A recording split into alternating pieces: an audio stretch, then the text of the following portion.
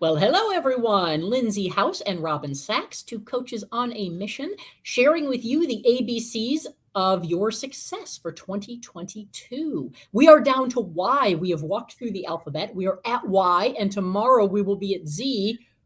We did it. We just about did it, Lindsay. High five. Which shows you if you just stick with something, you can do it. You can do it. So let's go ahead and jump right in. We are on Y today. And actually, we have a lot of good whys. And I think we can kind of pop in and out of a lot of these things and hopefully get you a couple of things that you can latch onto and go, yes, which happens to be a why. Why don't we just start with yes? I love it. Yes. Yes. This is going to be one of those days that we're going to accidentally say a Y word every second we're talking. I think that we hit no on our N episode and how important it is to have the no's in our life, but also important to have the yeses. I think you're going to run with this a lot more than I am. So I'm just going to be super brief, but I just want you to really assess, like, the yeses should be as hard as the no's. When something should happen, like it's either a hell yes or a hell no is what I'm trying to say. And I hope that's appropriate on LinkedIn. But I think a lot of us get like caught in this limbo land of, I don't know, what do you think? I don't know, what do you think? And if we like take that time to settle into ourself and our own knowing, we actually know the answer, and one of them sticking out clearer than the other one. But I'm gonna shift the floor right back over to you on this one, Robin. No, well put. And I love a lot of times we talk about don't do things in extremes because the answer is often in the middle. Mm-hmm. I love that you took that, Lindsay, and said, no, the answer with yes or no is on the extremes. It's either a yes or a no. If you get into that middle, that can be some dangerous territory because that's, what we all do every night. What do you want for dinner? I don't know. What do you want? I don't know. And for a half hour, you sit there and nobody's happy with anything, or you have the decision is the thing that you mentioned first, right? Which is even more maddening. So yes, yes and no, it's okay to go to extremes. And I just want to throw two yes thoughts in for you. We yes but too much of our lives, and we yes and too little of our lives. And just high level, the difference is the moment you have a hell yeah, and then you immediately go, but I don't have the time. I don't have the money. I don't have the energy. I don't have. And we got excited about something for just a moment. And then we immediately found 7 reasons to shoot it down. Yeah. And that yes, but is something we do subconsciously all the times. And there's all kinds of, we don't need to dig deep. There's a whole bunch of psychological reasons why we do that, from a safety or protection, or I know I'm not ready, so I don't want to embarrass myself. Lots of reasons we yes, but. The thing I would love for you to do, and this can be one of probably many little homework assignments, a self-awareness exercise for you after this. Pay attention to how often you yes, but, and what you yes, but. And I'm going to challenge you when you yes, but something, I want you to go back and instead yes, and it. And what I mean by that is, before you do the, I don't have time, I don't have money, I don't have energy, I don't have, I want you to first go, okay, yes, I would like to do this. And if I did that, this would happen. And if that would happen, maybe I could get to this. And if I got there, I could do this. I want you to play out the, if it worked and if you did it, what would that look like? Now go back and try and yes, but it. And you will be amazed when you start to yes and before you yes but, because the yes buts, there are some valid things in there. Where do I get the time or the money or the energy or whatever I need? Yeah, those are things you need to figure out. But once you've started by yes anding it, you see the possibilities. And more often than not, the yes buts are so much easier to overcome, or they're not even really terribly valid after you've gone, well, I could do this and I could do that. So replace your yes buts with a yes and. And again, you will be amazed at how that one little shift allows you to walk into things with so much more confidence, so much more ability, how much more you get done instead of shooting everything down and getting nothing done and feeling stressed out about it. Yeah, that's so good. Yes. Yes. So, all right, let's throw a couple out here that are, we're at the end of the year. So I'm going to throw two of them out to you, Lindsay. And I Okay. think they kind of maybe go hand in hand, but they are separate things. One is yearly, is a great why, because we are ending or approaching the end of the year. And so people are thinking about this year and looking back and thinking about next year and what are some check-ins we want to do yearly. And then also I want to throw yardstick in there too, as how are we measuring the things we're looking back at and looking forward at? And is there a different take on that maybe? Right. Oh, okay. Where do I start? I'm going to start with the yearly, just since you mentioned it first. But I think December personally, from like a coaching standpoint and from working with clients, December always feels like a natural fit on looking back over our year and really taking that time to assess, to build insight of what went well, what do I still want to work on. You kind of like walk through this list of stop doing, do less, like keep doing, start doing, do more, and kind of lay it out so that you can brainstorm through it. And when you think of it that way, when we think of what do we want to start doing, that gets put on the new goal list. But the things that we want to stop doing, like why haven't we already stopped? What are our barriers? This is where I would encourage everyone, literally a session with a coach, a couple sessions could bring all of that thinking just right on to paper. And all of a sudden it becomes very clear. Like, I know exactly what I want to work on. I know why I struggle to work on it. Time, like Robin mentioned, we all have our things that are very valid, but there's always a way to get around them too. So I don't care if it's a yearly thing that you look back and assess and then reset goals and move forward. I also find Mondays to be a great like reset. It's kind of finding a time in a day, a time in a month, a time in a year where you make sure this is your time. You sit down to take time to say what has been working. Because I think that we can fly through that. And years can go by, before we finally go, I've been beating down the same door and it's still not working. Well, if I would have just like taken time, I always say that time is one of my like, time sucks. Anything that like takes my time and I go, like it's my barrier. I don't want anything to accidentally take too much of my time. And this is one of them. It's like, is it worth my time? Heck yeah, it's worth my time. Sit down and assess so that we don't make the same mistakes moving forward. Right. So before I leave that, do you want me to talk on measuring stick or do you want to talk yearly for a second? I just have one thing to add with what you just really was well said with yearly. One thing I'm a really big fan of is looking at what everyone else does and doing it differently, just because it kicks your brain into a totally different mode. And so try this if you've struggled with, every year I do the same thing. I have the same resolutions. Every Monday I say it's going to be different and it's not. I want you to take what Lindsay said, which is find the time where you're going to say, I'm going to do this now. I'm going to reassess here, or I'm going to look forward here. But get kind of goofy with it. Say Wednesday at 5:00, that's when I'm going to reassess. It's not going to be Monday morning. Right? Or it's not going to be January 1st. February 4th, I'm going to do that. It's on my calendar.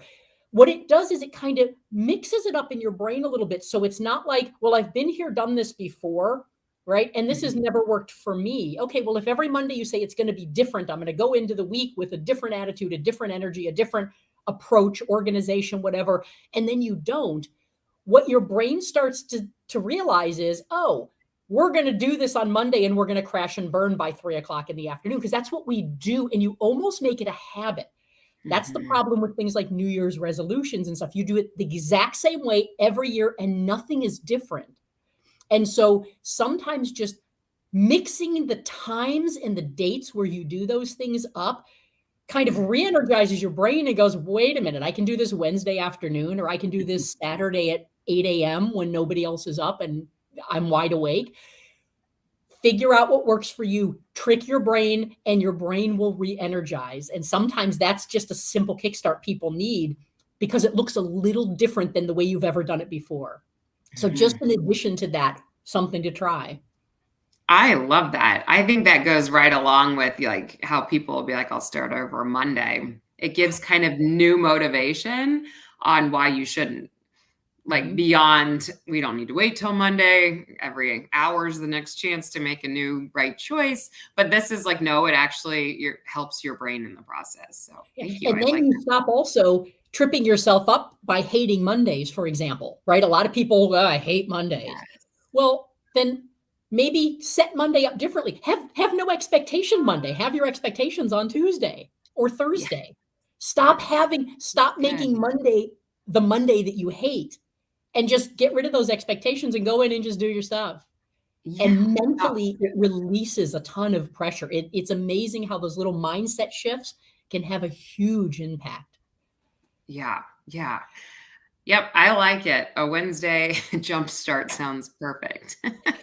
Because everyone's already excited. Oh, hump day. We're on the other side, Yeah. right? We're on the other side. It's a So there's perfect day. already a natural energy, a natural little bit of an attitude shift, right? Yeah. Use those things to your advantage. Take a look Yeah. and see where you get those your stress, where you get your energy, and do energizing things in the energy times. Don't have expectations in the stress times. Just do what you need to do and move on. Yes, which is a perfect segue into this yardstick, the way in which we're going to measure our success. Because you mentioned energizing. I don't think individuals understand how energizing it is to get to see our success. Like, we know that we should track it, we know that we should be paying attention to what we've been doing well. But if we're not writing it down, if it's not going somewhere that we can look back on it, then we're missing that opportunity to get re-energized, to find that momentum. And so I might have already said this, but I'm going to say it again because I thought it was the best example. But our pastor was talking about how we all put our kids up against a wall, or not all, but a lot of us measure our kids as they're growing. It's fun to see their height measurements, and then once you do the pencil mark, they step away and you're like, oh my gosh, in a year's time, look at these slots. Like, you don't look any different to me. You look the same height and you've grown a whole foot. Wow. And what if we had that opportunity to see small progression like that in a glimpse? And that's where I think that we're missing the boat. I think that we're missing that yardstick of measurement, because if we didn't write it down, if we maybe we did write it down, but we didn't ever take the time to go back and review it. One of the things that I've been doing is like I keep calendars of things that go well in that month, and I know exactly what I'm working on, and I'm able to say I did it this many days out of 30 days in that month. And there's a percentage that goes with that. And so like when I look at percentages over time, over a year, over 2 years, I might have only improved by 15%. And if I didn't see the percentage, I would have told you I didn't improve at all. But Right. you get to see like, wow, I'll take 15. Maybe I can get 20 next year. Like, how do you kind of review your success or look back, Robin? Yeah, I love that, and I love how you put that the analogy with the seeing on the wall. Again, you don't look different to me every day because I see you. When I see something every day, you don't see the leaps. Yeah. And that's really, about how do you if you don't see the leaps, you're not going to get motivated. You're not going to stay motivated. You're not going to want to continue because you don't think it's moving forward. Working. And so I Mhm. love that analogy. What a great visual, Lindsay. We've talked about things like habit trackers and stuff before. I am a big fan uh, of habit trackers, and I use my Google Calendar for everything personal, professional. The family's all on there. We can all see everything, but I still do keep just a paper calendar. And the Mhm. reason I do that is it never goes out more than 1 week. And it's just, sometime over the weekend, I grab it. And the very act of just writing the things down, even though they're all sitting on my Google Calendar, and that's what I'm going to look at 90% of the time, Yeah. I have a little section that's got, the few habit things that I am going to do. And so I can simply, I can look at the Google Calendar and you can see a bunch of colored blocks and things crossed off. But by doing that, I can literally, like an animation book, I can flip through and I can see all of those colored in squares for an entire year or a month or whatever, week by week. It Yeah. just reminds me, yeah, you did those things that you wanted to do on a daily basis, little tiny things done consistently that have made a huge impact. And Yeah. when you remind yourself of every day I did these tiny things, and then you realize, wait a minute, so where was I back then? Holy cow, look how much more I know now. Look what I was talking about at the beginning of the year, and look that now I've crossed 3 of those things off my list. And so I'm a big fan of writing it down high level and being able to just flip through and look, even if I don't use that almost as my regular calendar. And there's something about marking in a square or a box or marking it or checking it off Mhm. that just, it's a little win. Yeah. And those little wins are the things that keep reminding you, I actually did something. I took action. And the more you get used to enjoying crossing little things off or filling the square in, the more you go, I know I'm moving forward. Even if I don't see it right now, I know because I've already identified I want to get from A to B. And to get from A to B, I need to do this and this every day. That's it. Yeah. So I know if I started at A, I know if I just keep checking these off, I know I'm getting closer to B every single day. And so, kind of high level, reminding yourself of that too, that I don't have to constantly check in with the numbers and the parameters if you're not that kind of person. Yeah. I need to identify what I know will automatically get me there and then just do them. And every time you check a box, you know you're automatically closer. So you don't have to really think it. And again, so many different ways. If you're more analytical, logical, if you're more creative, emotional, like everything else we've talked about this year, Lindsay, figure out what works for you because there is no right or wrong way to do things. Well, there's some wrong ways to do things, I should say. But yeah, there isn't one way to do things. Yeah. There are so many ways. And if you find the thing that is kind of enjoyable to you or fun for you or reminds you of a little win or allows you to look at something and really see a leap, right? Yeah. Whatever you need to do for you, just do it. Don't worry how everyone else does it. It doesn't matter. Do what works for you and you'll get anywhere you want to go if you keep doing it. Yes, which you is one of ours. Do we want to go into that? I love it. Let's do it. Yes, keep going with you. You, you create it all. Let me start there. You create it all. All of our lives are our lives because of things we have done or haven't done or chosen or not chosen. And this isn't about judgment. This is about awareness. This is about becoming more powerful with this. So I know it's easy to go, I should have done these things. I know I do this. I don't do these things. It's all me. I'm the one to blame. Right. And it's easy to get into that victim mentality and kind of woe is me and I'm no good. I'll never get this.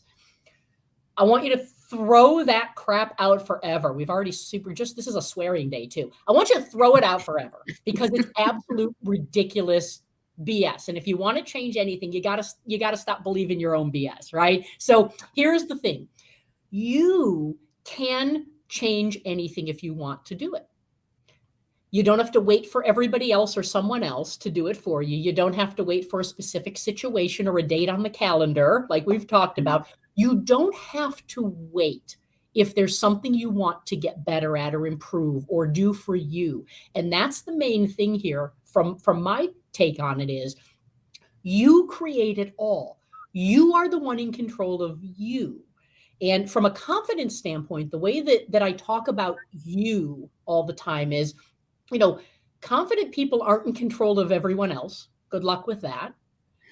Confident people are not in control of the situation all the time. Good luck with that. Confident people are in control of one thing, themselves. And so when you learn to be more in control of you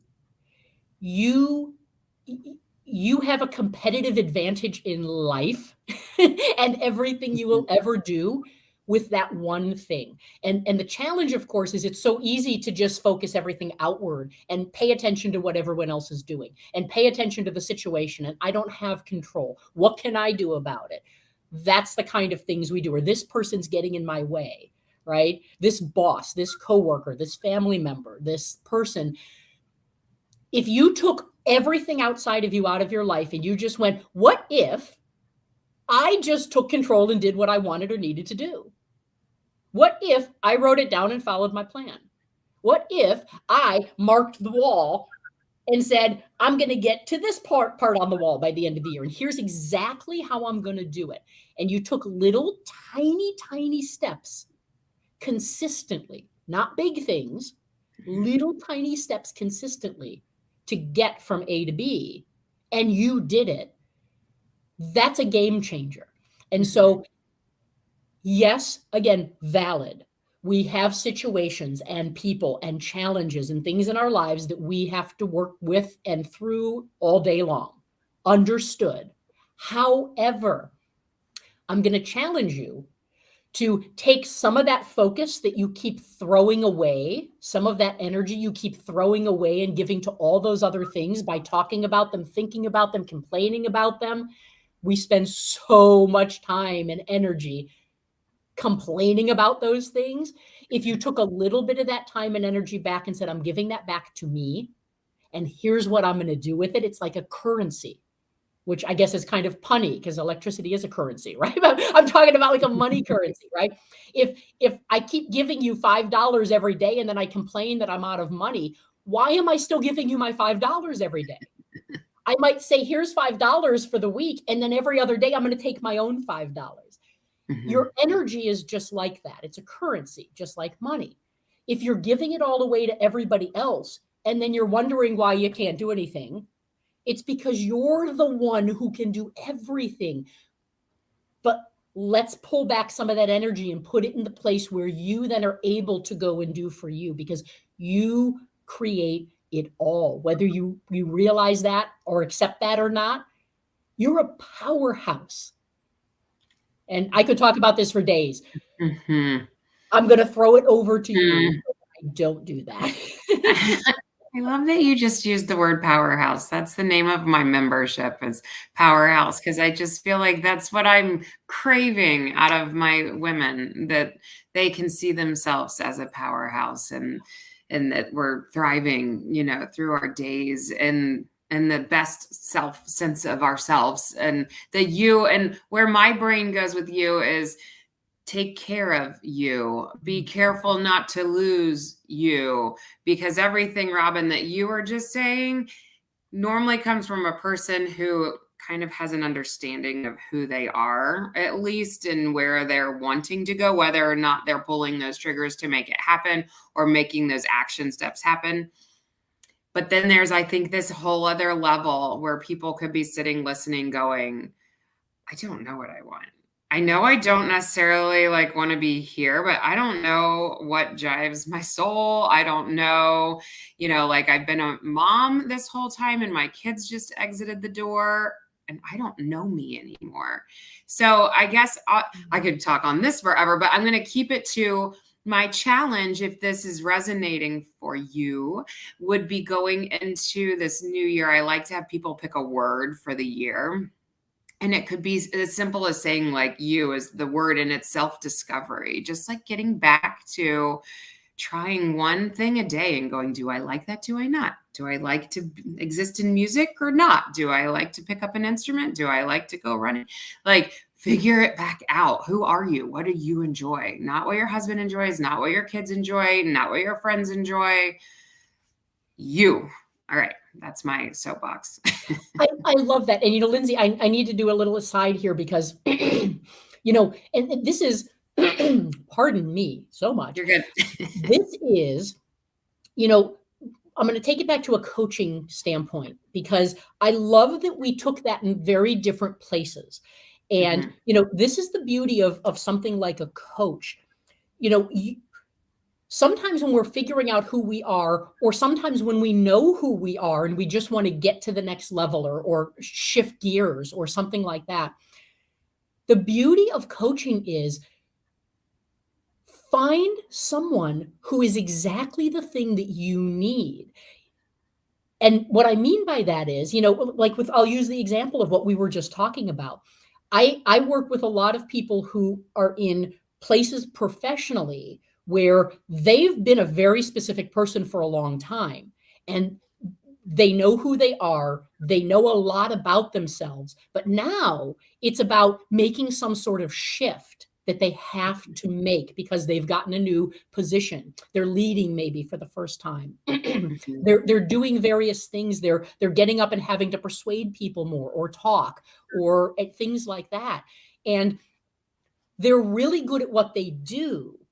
But now there's another skill set that how do I kick it up? It's been all about my knowledge for the last 15 years, but now it's about people skills and communication skills. This I'm great at. This I obviously do well because I'm in the positions I'm in, or I've just been promoted. So people think I do it well, but I know I could do it much better. And some people, to your point, Lindsay, I'm just completely shifting gears in my life. And I've realized I don't know who I am right now. I don't know what my strengths are. I don't know what I'd like to do or what I don't want to do anymore. And the beauty of coaching is there are so many different coaches who can take on so many different approaches and meet you where you are. And this sounds weird, even if you're not sure where you are at that moment. And so if you're looking this year to seek out a coach, 100% find somebody that you go, yes, you're my person. Yes, you walk in and you know how I need to move forward, or I need to go backwards and do something first, or I need to branch out, whatever it is. Find that person. Don't just grab a coach and go with it and go, well, coaching works or it doesn't work for me. Find the person who is the person you need. And I cannot stress that enough. There are so many phenomenal coaches, and they are phenomenal in their areas, and they are not phenomenal in not their areas, but other people are. So find the fit for you and get yourself a good coach. It makes such a difference in your clarity, in your everything, just everything. You hit the nail on the head, and I've heard it stated like this, but like borrow my belief until you can see it. And that's what you just described from your coach. Like, even if you don't know where you are, your coach does. They have this belief in you and what you can become, accomplish, whatever, and borrow it. Borrow your coach's belief until you catch up to speed and can see it yourself. And think when we don't have that, when we don't have somebody else's belief, like sometimes family's providing it, but sometimes we need to go outside and seek it and pay for it. And coaches have coaches because we all believe so strongly in it. So 100%. If your coach doesn't have a coach, question why. Seriously, yes. It's a perfectly legitimate question. So awesome. So this actually leads us into another why, Lindsay, that I think is appropriate here, which is yet. And, if you've been anywhere around the personal development or professional development areas over the past several years, you've probably heard this many times. Adding that word yet. And I'm going to go back to kind of starting to pay attention to what you say and what you think, because everything starts with that self-awareness. Everything starts with that. And if you start to pay attention, what you'll probably notice is that most people have a very critical self-talk and negative self-talk. And what we often do is we say things to ourselves like, I'm no good at this. I've been working at this for 3 years and I'm still not there. I can't do this. Oh, I'm horrible at this. We say things like that. And adding this word yet, bless you. Thank you. Adding this word yet, again, I know I use this word a lot. It's a game changer. It is something so simple that can have such a powerful impact so quickly if you just start using it. The idea of being able to say, I'm not there yet. I'm no good at this yet. That is a powerhouse, again, because what yet allows you to do is, first of all, you just started it. Why would you have the expectation you're going to be great at it? What is that? Why would you even think that in the first place? But we expect from ourselves, we have unrealistic expectations. I'm no good at this. Well, you've done it twice in your life. Why would you expect to be good at it? Ugh, If you want to do it, keep yeah. doing it. And guess what? You'll get better. You're not real good at it yet. And by the way, everything in your entire life, in your world that you're good at, you were really, really, really bad at for a while. Yeah. You just weren't good at it yet. And so cut yourself some slack and remind yourself that if you're putting unrealistic expectations on yourself, that the second you do something, you should be good at it. The second you do anything, you should be at your goal. I set a goal. I'm not there yet. Isn't that how this is supposed to work? Nope, not at all. I don't know who gave you that information or if you made it up. That's incorrect. So it's okay to set something for yourself. And then I'm going to just say this: ditch your expectations. Expectations are one of the most detrimental things to accomplishing anything in your life, in my opinion. Expectations are horrific. Set a good goal, understand the actions you need to take consistently to get there, and then forget about it. Just do the actions, and it will automatically get you there. So you're not whatever yet. And if you're going to beat yourself up about it, stop doing it so you don't have to tell yourself you're no good at it. Wait till you want to do it. Wait till you want to put the time or energy into it and then Yeah. go for it. If it's something you're working towards, put that word yet in anytime you hear yourself kind of poking at an expectation. It's a big Yeah, difference. that's good. Yes. I feel like our children are fed this information at an early age now, which is so nice. Like it's built into the school systems, the power of yet. And so they kind of get it and they can get it. And I rolled my eyes as you were talking about when people get frustrated with, I've done it twice. Can I tell you how many times I've had these conversations with my kids, like bowling? I stink at this. I'm like, how many times have you bowled in your life? Twice. You're not good at it yet because you're not practicing. Like it really annoys me. I feel like a child's expectations even are just like they expect you're right. Like and we do it too, but for some reason it's easier to see out of them.